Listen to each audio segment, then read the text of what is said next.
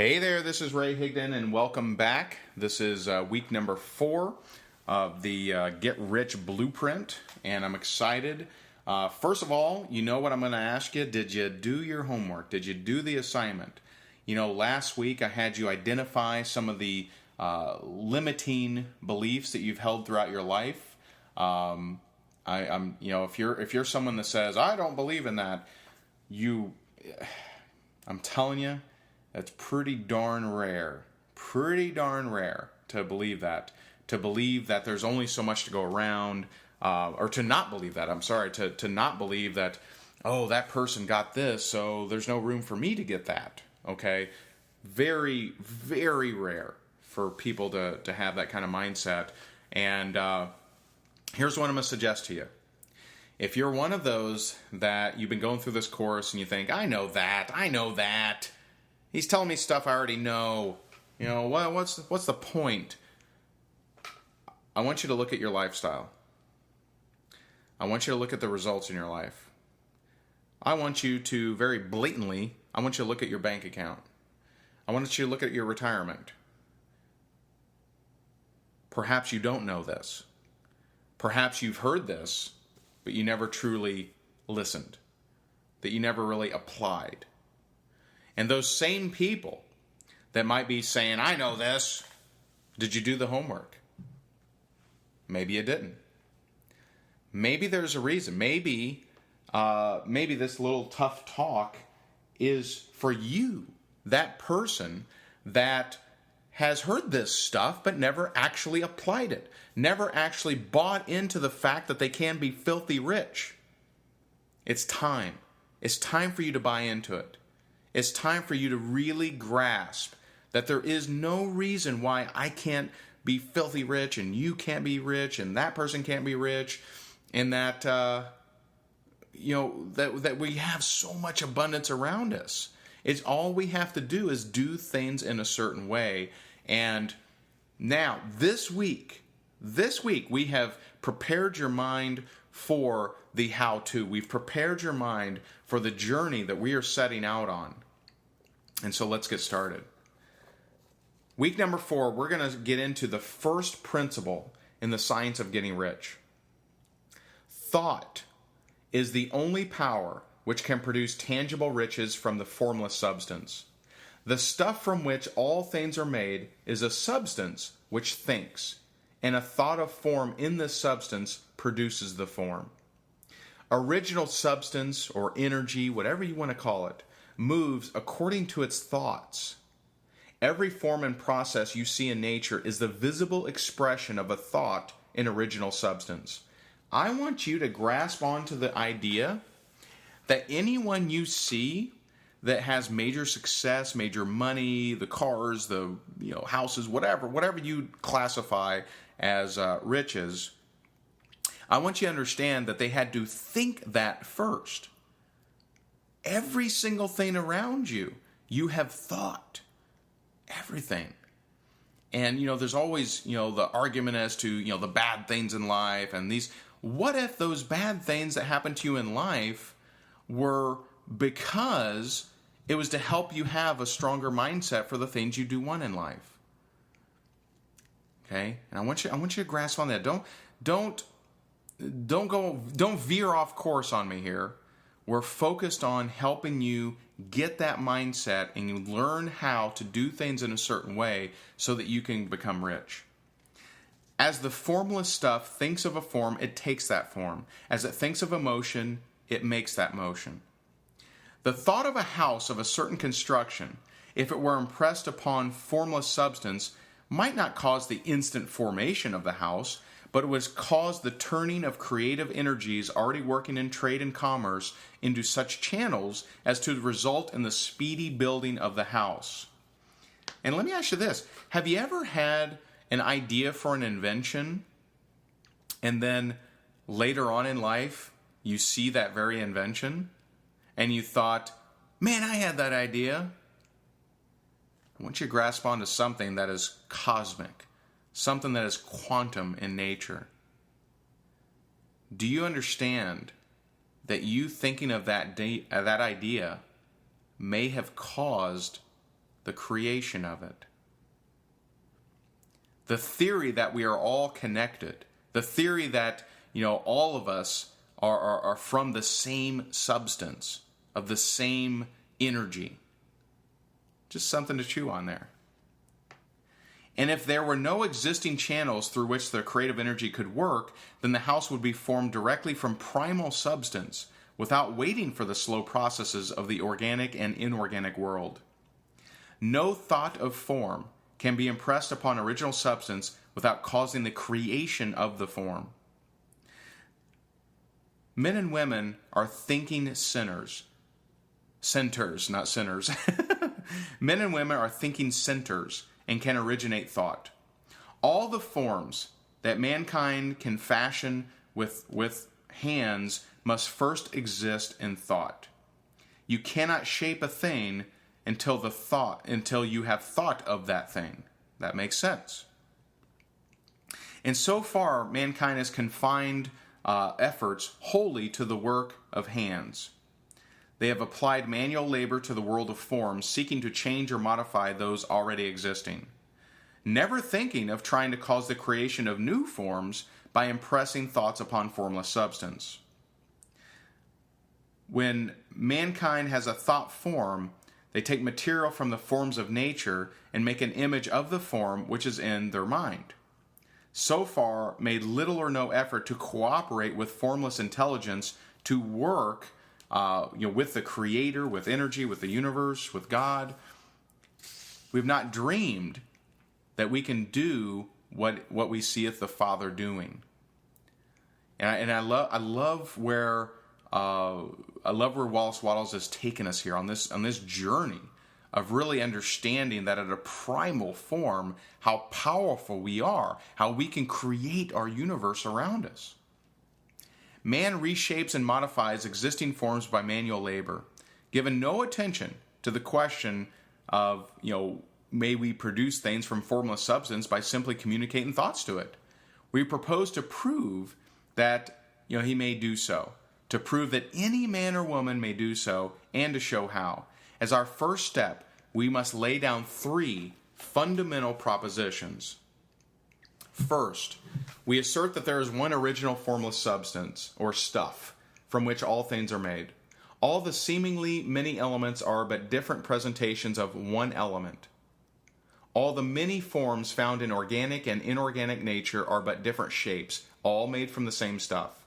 And this stuff is thinking stuff. A thought held in it produces the form of the thought. Thought in thinking substance produces shapes. Man and women are thinking centers, capable of original thought. If man can communicate his thought to original thinking substance, he can cause the creation or formation of the thing he thinks about. So to summarize, there is a thinking stuff which all things are made, in which its original state permeates, penetrates, and fills the inner spaces of the universe. A thought in this substance produces the thing that is imaged by the thought. Man can form things in his thought, and by impressing his thought upon formless substance, can cause the thing he thinks about to be created. It may be asked if these statements can be proven, and without going into details, I answer that it can, both by logic and experience. If one person who reads this book or goes through this course gets rich by doing what it tells them to do, that is evidence in support of the claim. But if every person who does what it tells them to do gets rich, that is positive proof until someone goes through the process and fails. The theory is true until the process fails. And this process will not fail. For every person who does exactly what this book tells them to do will get rich. Do you understand the claim? The claim that's being made here. That every person that goes through what this course is about, what Wallace Wattles talked about in The Science of Getting Rich, will get rich. That's his claim. That every person that does things in a certain way. Now, isn't that powerful? Now, I would argue that there's not too many places that will give you that kind of guarantee that if you do things in a certain way, you will get the result you want. So let's hold on to that. Let's suspend our disbelief. Let's really buy into this. Because what's the cost? What's the cost of buying into this? Our happiness, our greatness, our success, our riches? What's the cost? Understand that men get rich, and women. If you've noticed, I'm constantly, back in the days when Wallace Wattles wrote this and Napoleon Hill wrote his books and, everybody wrote their books, they always talk from the man's point of view. So I'm constantly peppering in men and women, mankind, et cetera, et cetera. And I hope we're all mature enough to be okay with that. All right. I've said that men can get rich by doing things in a certain way, and in order to do so, men must become able to think in a certain way. A person's way of doing things is the direct result of the way they think about things. And think about in your personal case. Think about times when perhaps you were uncomfortable to do things, to do something, and how you actually thought about it dictated how you went about it. Happens all the time. That's just the way it is. To do things in a way you want to do them, you will have to acquire the ability to think the way you want to think. This is the first step toward getting rich. To think what you want to think is to think truth, regardless of appearances. That's powerful. Let me read that again. To think what you want to think is to think truth, regardless of appearances. Everyone has the natural and inherent power to think what they want to think, but it requires far more effort to do so than it does to think the thoughts which are suggested by appearances. To think according to appearances is easy. To think truth, regardless of appearances, is laborious and requires the expenditure of more power than any other normal person is called upon to perform. Do you realize that by you having a pursuit of riches, it goes against the norm? It goes against the mass mediocrity out there in the working force. Now, pay attention to this. To look upon the appearance of disease will produce the form of disease in your own mind and ultimately in your body, unless you hold the thought of the truth, which is that there is no disease, it is only an appearance, and the reality is health. To look upon the appearances of poverty will produce corresponding forms in your own mind, unless you hold to the truth that there is no poverty, there is only abundance. To think health when surrounded by the appearance of disease, or to think riches when in the midst of appearances of poverty, requires power. But he who acquires this power becomes a mastermind, the person that can conquer fate and can have whatever they want. This power can only be acquired by getting hold of the basic fact which is behind all appearances, and that fact is that there is one thinking substance from which and by which all things are made. Then we must grasp the truth that every thought held in this substance becomes a form, and that anyone can so impress their thoughts upon it as to cause them to take form and become visible things. When we realize this, we lose all doubt and fear, for we know that we can create what we want to create, we can get what we want to have, and can become what we want to be. As a first step toward getting rich, you must first believe the three fundamental statements given previously in this chapter, and in order to emphasize them, here they are. There is a thinking stuff from which all things are made, and which in its original state permeates, penetrates, and fills the inner spaces of the universe. A thought in this substance produces the thing that is imaged by the thought. Mankind can form things in our own mind, and by impressing this thought upon formless substance, can cause the thing they think about to be created. And these are statements that you might want to rewind and actually write down and go over and over again. Fix every word upon your memory and meditate upon them until you firmly believe what they say. If a doubt comes to you, cast it aside as a sin. Do not listen to arguments against this idea. Do not read magazines or books which teach a different idea, or all of your efforts will be in vain. Do not ask why these things are true, nor speculate as to how they can be true. Simply take them on trust. The science of getting rich begins with the absolute acceptance of this faith. Whew. This is a powerful, powerful week. I would suggest to you, and one of the reasons that I love to trickle these out one a week, is that it gives you the opportunity to not just listen to it one time. I would suggest you listen to this week over and over and over and over and over. This one audio was worth the entire cost of the course. Because if you can hear these words and you can have them permeate your soul and just ingrain themselves in your brain and in your body and your heart, you're going to cast aside all fear and doubt. So here's the assignment. This one, very straightforward. I want you to pretend like you have a magic wand of unlimited power that can create, that can do anything that you want. And I want you to write, are you ready for this? It's a little bit of an assignment. I want you to write 100 things. 100 things that you would create if you had this magic wand. 100 things. Now, here are the rules. You can't destroy anyone or anything.